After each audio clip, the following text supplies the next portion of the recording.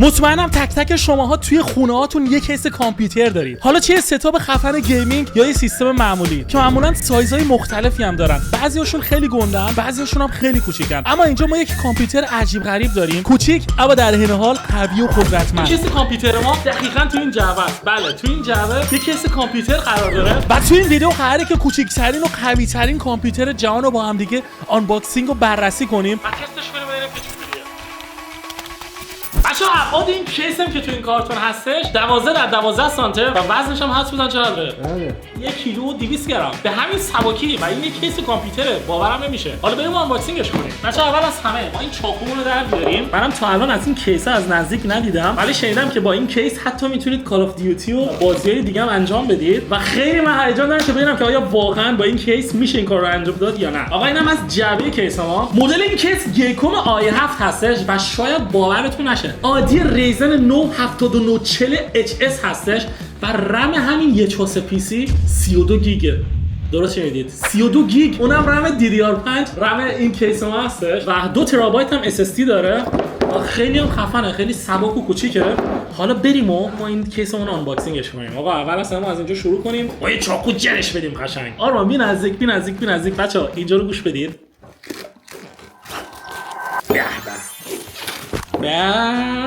چقدر راحت. ببین حتی این همه چه بدونم حجمی که من تو دستشم همش کارتون بود. کیس ما اینه بچه‌ها، یه چوسه کیسه خیلی کوچیکه. بزنم تو جیب جا میشه. نگاه کن پشمام جا میشه، باورم نمیشه. جیبت چقدر جا. این سیستم من الان میتونم قشنگ تو جیبم بذارم، اصلا خیلی راحت میتونی کیستو جابجا کنی. خیلی خفنه. من در نمیاد. توی جعبه‌اش بچه‌ها همین کیسی که شما الان دیدید یه دونه thank you for your support، یه دونه از این کارتاست که ببینم توش چیه، پول گذاشتن توش و نامه شخصی ویلا فرا نوشتن. بو نمیده نه چیزی، کاش عط می‌زدید. 6 تا پیچ که اینا رو نمیدونم برای چیه. یه دونه کابل HDMI آداپتر شارژشو اگه اینجوری بکنیم از این بزرگتر. ببین حتی یه دونه از اینام داره که اگه دوست داشتی کیسو رو راحت بچسبونی به دیوار. شما این پی سی رو هم میتونید روی دیوار نصب کنید هم به پشت مانیتور. بچه‌ها شاید باورتون نشه ولی اولین هارد HDD دنیا سال 1953 اختراع شده و ظرفیتش میشه چقدر بود آرمان؟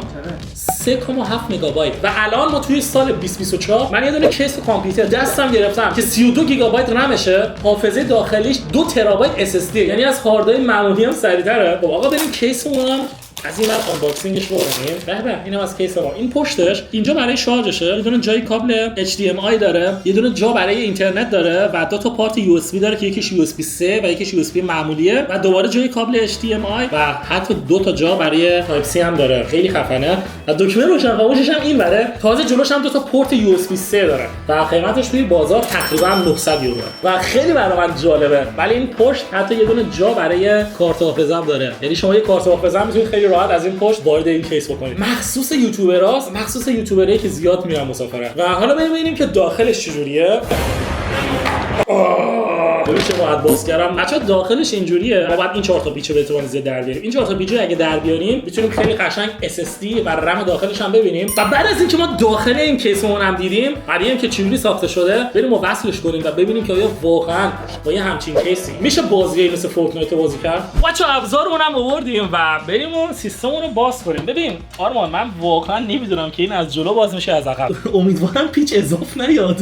من آخرین چیزی که باز کردم قشنگ 2 تا پیچ اضافه اومد. همین سیستمم که اومدم ببندم هم مادربردش رو خراب کردم هم سی پی یو شد. آقا فکر کنم من دارم اشتباه می‌زنم بچه‌ها. این اصلا یا کن هر چقدر چیز می‌کنی این میچرخه ولی باز نمیشه. اوکی فهمیدم داستان چیه. بریم و تلاشمون رو بکنیم ببینیم که آیا باز میشه یا نه. من خیلی کنجکاوم ببینم که داخلش چیه. بچه‌ها ما این 4 تا پیچا رو هم باز کردیم و الان این صفحه مشکی که اینجا هست خیلی راحت باید باز بشه. بذارید یکم یه صدایی اومد. خدایا خراب نشده باشه لابسته. بذار من قشنگ بازش بکنم. یه صدایی ولی اومد. صدای در باز شدنش ببین یه صدای عجیبی بود. من تمام چیزایی که باز می‌کنم خراب کردم تا الان. و آقا بریم الان داخلش رو ببینیم. بچه‌ها اینم از داخل کیسمون. اصلا باورم نمیشه چقدر داخلش رو ساده ولی خب کاربردی ساختن. خیلی خفنه. بچه‌ها این حالتی که اینجا می‌بینید خب حالت یه جورایی مثلا خنک کننده و هواکششه. واقعا از اینجا هوا بتونه خیلی راحت بیاد داخل. خدمت گلتون که عرض کنم بچه‌ها این SSD شه که اینجاست. یه SSD 1 ترابایت، البته 2 تا از این SSD باید داشته باشه چون که سرجم 2 ترابایت حافظه داخلی داره. اینم رمشه. 2 تا رم 16 گیگ DDR5 داره که بذارید من رمش هم باز کنم و به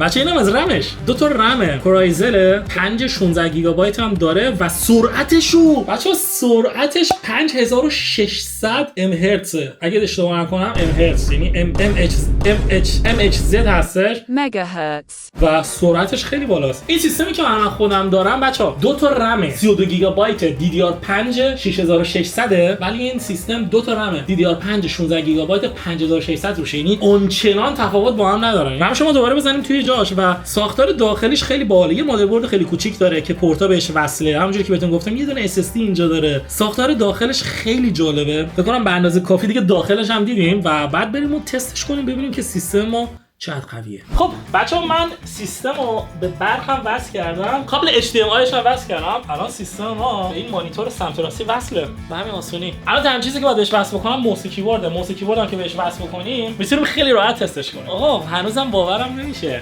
خیلی خفنه. بچه‌ها خودتون مقایسه کنید، این کارت گرافیک سیستم منه، این مثلا یه سیستم جدید منه. کارت گرافیک یه سیستم مثلا سایزش فکر کنم 1/4 تنها کارت گرافیکی که روی این سیستم هستش و خیلی برام عجیبه. بریم با هم روشنش کنیم. آماده آرمان؟ برو بریم. بزنین دکمه‌شو بزنم. یک منفجر نشه. الان میگه زبانتو انتخاب کن یا من زبانو میذارم روی انگلیش. اوکی سیستم الان روشنه. چه هم صداش کمه، ویندوز روش نصبه و به احتمال زیاد ما فقط باید چند تا تنظیمات اولیه رو انجام بدیم، به وای فای نصبش بکنیم و بعد دیگه همه چی باید اوکی باشه. بچه‌ها راه اندازی این سیستم یه ذره طول میکشه، چون من باید وارد آکانت مایکروسافت هم بشم و همه چیزامو لاگین کنم.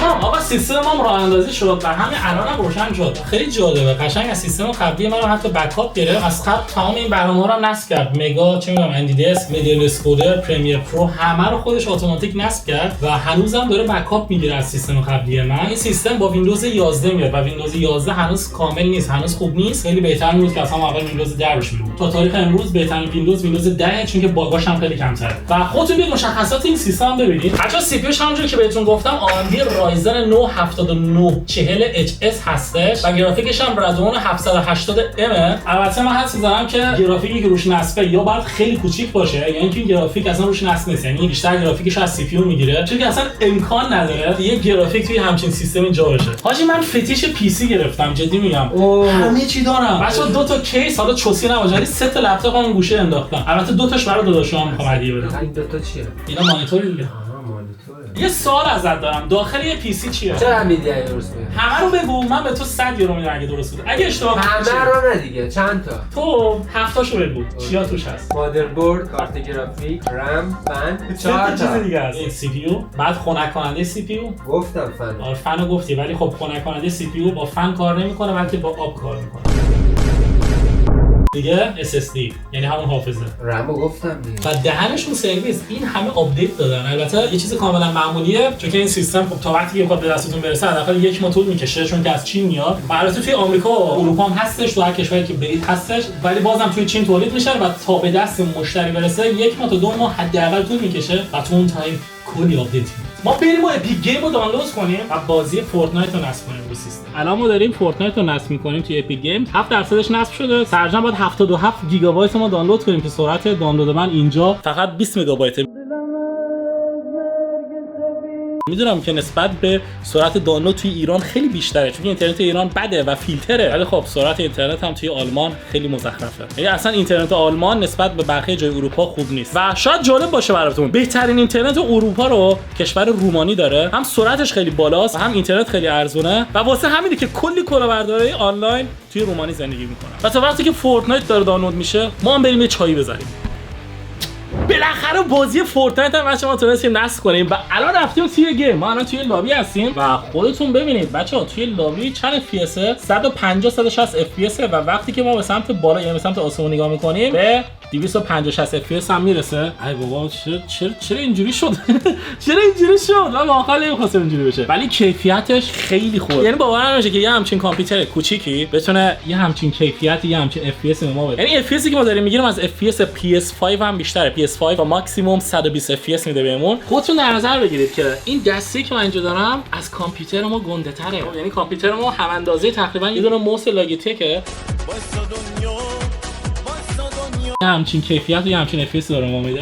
بچه من دارم به سمت بالا نگاه میکنم، سمت آسمون، بعد تا 400 FPS داریم میگیریم. 300 تا 400 FPS و حالت معمولی بین 180 تا 200 خورده FPS داریم میگیریم. خیلی خفنه. دستم بچه من با یک کاپ به همین سیستم نصب کردم، خودتون ببینید که بتونید با دسته بازی کنید. و حالت معمولی یعنی بعد از اینکه ما لند کردیم و مثلا الان یه جا وایسادیم داریم 140 FPS ثابت میگیریم. وقتی مثلا دارم تکون میخورم تا 200 FPS هم میرسه. بالا که نگاه میکنم بچه تا 270 280 FPS هم میرسه. ببینید خودتون خیلی به نظر من خفنه. بچه این پی سی رو ما توی فورتنایت هم تونستیم تست بکنیم و همونجوری که بهتون گفتم بین 130 تا 400 FPS بهتون میده. ولی خب اگه FPS ثابت میخواید روی تنظیمات گرافیک پرفورمنس بین 180 تا 190 FPS خیلی خوب بهتون میده. به نظر من کافیه. یعنی آدم میتونه خیلی راحت این سیستم بذاره تو جیبش بره مسافرت بازی بکنه. 170 80 FPS هم داره.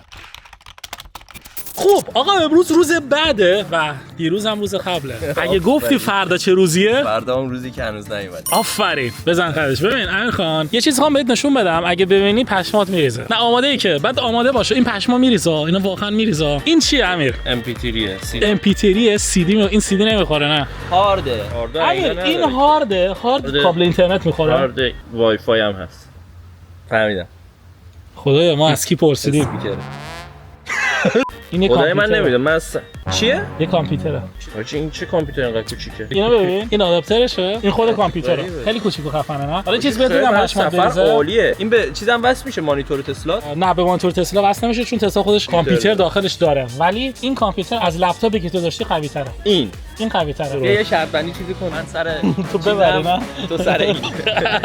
خب شما اومدین پیش امین یه چیز برات دارم. خب ببینیش امکانش هست که پشمات بریزه. یه چیزی که تو جیبم جا میشه. حدس بزن چیه؟ یواش بیر میخوام. حدس بزن چیه؟ یواش میکنه. آره نه حواسم هست. لایته. نه دو حدس دیگه داری. اسپیکر. میکروفونه. این یه کامپیوتره. تازه روش وارزون هم نصب کردم ولی تستشو گذاشتم تو تست کنی. من فورتنایت هم روش نصب کردم تا 400 FPS میداد ولی خب FPS ثابت 160 170 180 به حالت کیس خوب میشه پس داد. آره دیگه خودش کیس بعد پس دیگه بعد همه کارو میتونی راش بکنی. نصبش کن و تست کن. بچه‌ها ما سیستم هم وصل کردیم و خودتون ببینید یه چوسه سیستم این پایینه. همینم الان 190 FPS. چند FPS؟ 190 اینا نگاه کن. الان نرفته تازه ولی الان نرفته تو بازی ولی ببینید خودتون 190 180 FPS. پیوش 78 درجه. تنظیماتش الان رو چیه؟ روی مینیمم گذاشتم فکر کنم. تنظیماتش باشه رو مینیمم یعنی رو های گرافیک نیست و جی پی یو 6 گیگابایته.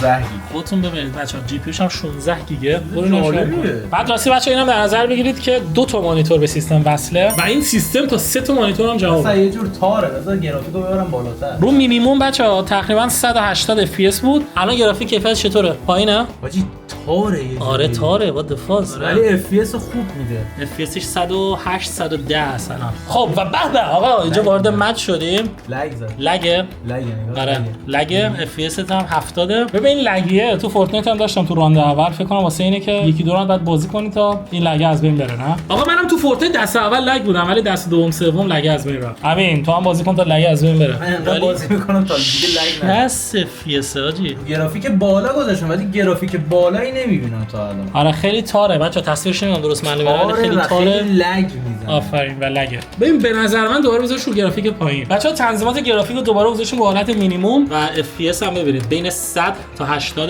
به نظر من کافیه. تصویر یه ذره تاره و دلیلش رو نمیدونم واقعا چرا. حالا یه سال با سیستم خود چند FPS میگرفتی با گرافیک مینیمم؟